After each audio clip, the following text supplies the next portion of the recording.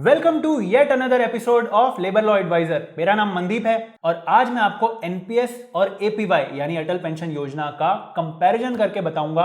और काफी लोगों के कमेंट्स में सवाल आ रहे थे कि एनपीएस बढ़िया है या एपीवाई, और क्या हम दोनों में ही अकाउंट खुलवा सकते हैं या नहीं खुलवा सकते। आप दोनों में ही अकाउंट खुलवा सकते हैं और इनफैक्ट मुझे जानकर बहुत ही खुशी हुई कि आप लोग अपने रिटायरमेंट को इतना सीरियसली लेते हैं कि आप दो रिटायरमेंट प्लानिंग स्कीम्स में इन्वेस्ट करने का सोच रहे हैं। बट फिर मेरे मन में एक सवाल आया, क्यों भाई, आपको क्यों इन्वेस्ट करना है दो रिटायरमेंट प्लानिंग में? एक रिटायरमेंट प्लानिंग भी तो काफी हो सकता है। अब आप कहोगे कि नहीं नहीं, एक पेंशन वहां से आएगी, एक पेंशन यहां से आएगी, डबल फायदा।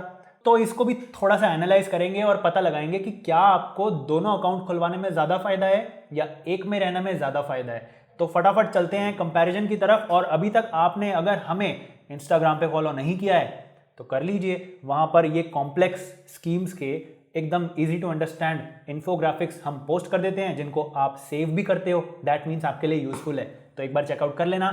सोशल मीडिया हैंडल्स यहाँ दे रखे हैं, प्लस डिस्क्रिप्शन में भी हैं। और प्रिंस, मेरा इंस्टा भी डाल देना।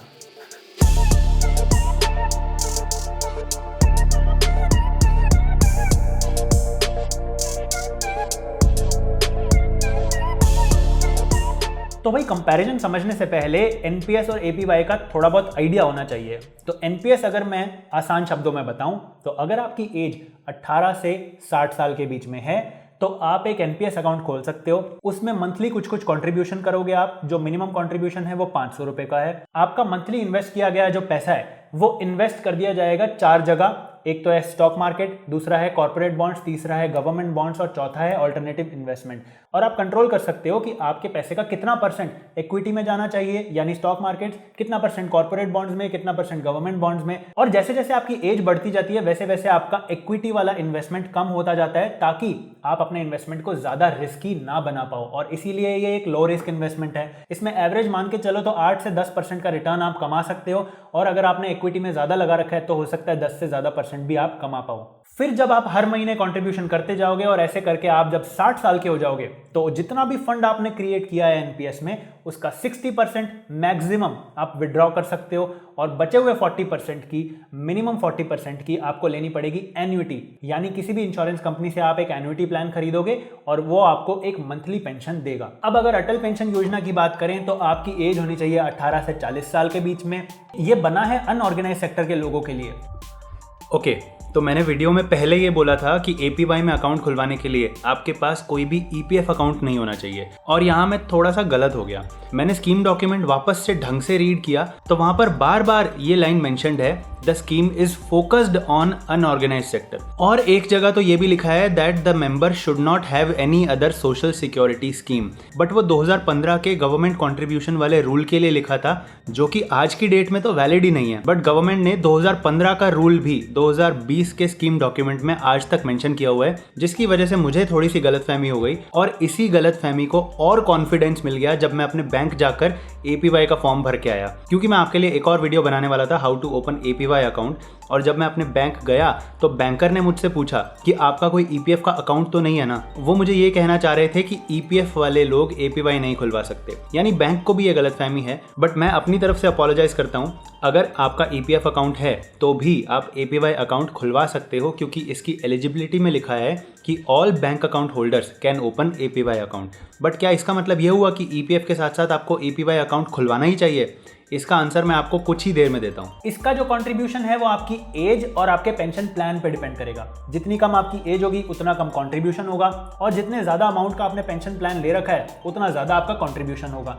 5 तरह के पेंशन प्लान है, 1000, 2000, 3000, 4000 या 5000। यानी आप पहले से चूज कर सकते हो कि अगर आप 5000 वाले पेंशन प्लान में कंट्रीब्यूट करोगे तो रिटायरमेंट पे आपको मिनिमम 5000 की पेंशन गारंटीड मिलेगी, और आप 1000 वाले में करोगे तो आपको रिटायरमेंट पे 1000 की पेंशन मिलेगी। तो इस चार्ट में आपको सबसे पहले ढूंढनी है आपकी एज। जैसे मेरी एज है 25, उसके बाद मुझे ये डिसाइड करना है कि मुझे कौन सा पेंशन प्लान लेना है। तो ये रहा 5,000 का पेंशन प्लान।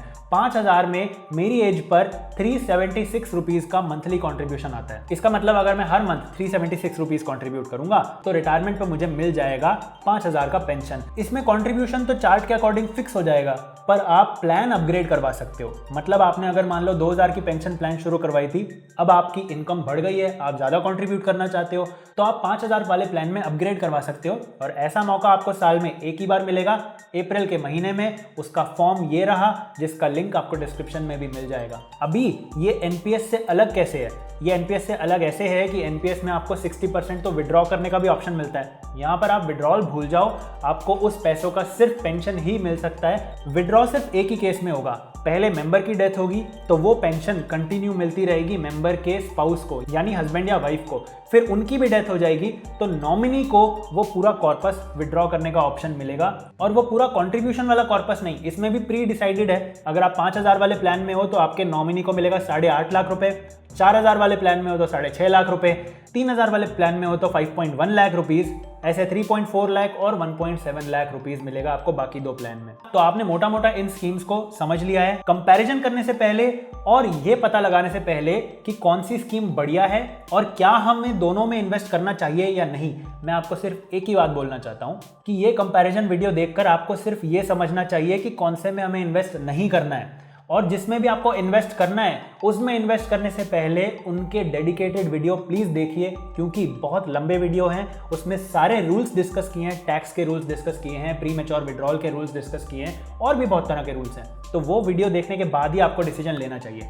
अब बढ़ते हैं एक बार कंपैरिजन चार्ट की तरफ। तो काफ़ी सारी चीज़ें मैंने आपको ऑलरेडी बता दी हैं, जैसे एलिजिबिलिटी में एनपीएस में आपकी एज होनी चाहिए 18 से 65 और एपीवाई में होनी चाहिए 18 से 40। एनपीएस में आप एक साल में मिनिमम एक ट्रांजैक्शन कर सकते हो और एक ट्रांजैक्शन में मिनिमम 500 रुपए करने ही पड़ेंगे, यानी आपको मिनिमम 500 रुपए एनपीएस में डालने हैं एक साल में। और एपीवाई में आपका कंट्रीब्यूशन डिपेंड करता है आपकी एज के अकॉर्डिंग, वो मैंने आपको समझा दिया। अभी रिटर्न्स की बात कर ले तो एनपीएस में 8 से 10% मिलता है और एपीवाई में आपको रिटर्न से कोई मतलब ही नहीं होना चाहिए, क्योंकि आपको गारंटीड पेंशन मिल रही है। लॉक इन दोनों में आपकी 60 साल की एज तक रहेगा, यानी रिटायरमेंट की एज तक। टैक्स बेनिफिट दोनों में एकदम सेम है, यानी 1.5 लाख का डिडक्शन आप एनपीएस में भी ले सकते हो, एपीवाई में भी ले सकते हो। हाउएवर एपीवाई में जो मैक्सिमम कंट्रीब्यूशन है वो 39 ईयर्स का इंसान अगर 5,000 वाली पेंशन प्लान लेगा तो बनेगा 1,318 रुपये। तो ज़्यादा से ज़्यादा 15,000 रुपये का डिडक्शन ले पाओगे, तो टैक्स के हिसाब से एपीवाई इतना बढ़िया इन्वेस्टमेंट नहीं है। प्री मैच्योर विड्रॉल की बात करें तो एनपीएस में आप 3 साल तक इन्वेस्टमेंट करने के बाद अपने खुद के कंट्रीब्यूशन का 25% निकाल सकते हो। खुद का कंट्रीब्यूशन मतलब अगर हो सकता है आपका एम्प्लॉयर आपके साथ कंट्रीब्यूट करवा रहा है एनपीएस में, तो एम्प्लॉयर वाला नहीं करवा सकते आप विड्रॉ। एम्प्लॉय कंट्रीब्यूशन का 25% आप विड्रॉ कर सकते हो, और ऐसा आप लाइफ में 3 बार कर पाओगे 5-5 सालों के गैप में, और वो भी एवं ही नहीं मजे मजे में। उसके स्पेशल रीजंस हैं, अगर वो रीजन है तो ही आपको विड्रॉ करने का दिया जाएगा। सिमिलर सा केस एपीवाई में है, अगर प्री मैच्योर विड्रॉल करना है तो डेथ के केस में हो सकता है नॉमिनी के द्वारा, या फिर अगर क्रिटिकल इलनेस है और उसके लिए पैसा चाहिए तो उसमें भी विड्रॉल पॉसिबल है। विड्रॉल की बात करें तो मैंने आपको बताया एनपीएस में 60% आप विड्रॉ कर सकते हो मैक्सिमम, और एपीवाई में आप कुछ भी विड्रॉ नहीं कर सकते हो, सारे पैसों की पेंशन बन जाएगी। तो अब मैं आपको एक प्रैक्टिकल कैलकुलेशन करके बताता हूं। मैंने खोला है एनपीएस कैलकुलेटर, इसका लिंक मैं आपको डिस्क्रिप्शन में दे दूंगा। हम दोनों स्कीम्स का कैलकुलेशन देखते हैं। सबसे पहले यहाँ पे मैं अपनी डेट ऑफ बर्थ डाल दूंगा, जो कि है 7 जनवरी 1995। बर्थडे के दिन देख रहे हो तो कमेंट्स में हैप्पी बर्थडे लिख देना। उसके बाद मैं मंथली कंट्रीब्यूशन डालूंगा, तो इसको हम एपीवाई से कंपेयर कर रहे हैं तो मैं एपीवाई वाला नंबर ही लिखूंगा। तो चार्ट के अकॉर्डिंग अगर मुझे 5,000 की पेंशन चाहिए एपीवाई में, तो मेरी एज के अकॉर्डिंग मुझे 376 रुपीज़ कॉन्ट्रीब्यूट करने हैं। तो मैं यहाँ पर डालता हूँ 376 rupees. Return on investment by default 10% है और एनपीएस में 10 के आसपास बन जाएगा, बट मैं इसको 9 कर देता हूँ just to be on a safer side. उसके बाद लिखा है I would like to purchase annuity for. अब मैंने आपको बताया था आप मैक्सिमम 60% ही विड्रॉ कर पाओगे, 40% की आपको एन्युटी लेनी पड़ेगी। बट क्योंकि एपीवाई में तो आप कुछ भी विड्रॉ नहीं कर सकते, तो मैं इस एन्युटी को इंक्रीज कर देता हूँ 100% पे। मान लो एनपीएस में मैंने पैसा इन्वेस्ट किया 376 रुपीज़ 9% के रिटर्न पे, और मैं कुछ भी विड्रॉ नहीं कर रहा, पूरे पैसे की बनवा रहा हूँ पेंशन। और जो एन्युटी रेट है वो 6%। 7% के आसपास भी प्लान शायद अवेलेबल हैं, बट 6% के आसपास तो बिल्कुल अवेलेबल है, तो मैं इसको 6 ही रहने देता हूँ। अब यहाँ पर देखो मेरा पूरा जो कॉर्पस है वो बन जाएगा 11,14,407 रुपये। उस पर जो मेरी पेंशन बनेगी वो है 5,572 रुपये, यानी मैंने आपको प्रूव कर दिया, अगर मैं एपीवाई जितना पैसा एनपीएस में डालूंगा और पूरे पैसे की अगर पेंशन बनवा लूंगा तो एपीवाई से तो ज़्यादा ही बन रही है। और आप किसी भी एज और किसी भी पेंशन प्लान के कंट्रीब्यूशन से इसको कंपेयर कर लो, कैलकुलेटर का लिंक मैं आपको डिस्क्रिप्शन में ही दे दूंगा। तो आपने देखा कि दोनों में पेंशन सिमिलर सी बन रही है और एनपीएस में थोड़ी सी ज़्यादा ही बन रही है। तो जो आपका सवाल था कि क्या हमें दोनों में अकाउंट खुलवाना चाहिए, बिल्कुल नहीं खुलवाना चाहिए, क्योंकि एपीवाई में भी उतनी ही पेंशन बन रही है और एनपीएस में उतनी या उससे हल्की सी ज़्यादा बन रही है। तो आपके पास इन्वेस्टमेंट का अमाउंट तो फिक्स्ड ही है ना, आप दोनों में डबल इन्वेस्टमेंट तो नहीं कर पाओगे।